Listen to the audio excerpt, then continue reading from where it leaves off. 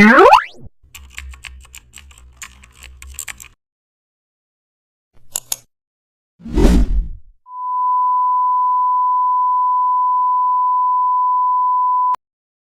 back to the channel. Don't forget to like, share, and subscribe my channel.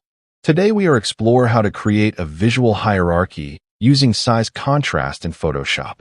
I begin with all elements the same size, flat and boring. Then I slowly enlarge the most important element. I pause. Feel the power shift. I shrink secondary elements slightly, giving the main focus room to breathe. I stretch the word priority slowly because hierarchy is decision-making. I adjust spacing until the eye moves naturally. This is where joy appears. The layout starts talking. I reduce clutter, increase clarity, and lock the hierarchy. The design now communicates without explanation. Thank you for watching. Keep practicing and let your creativity speak louder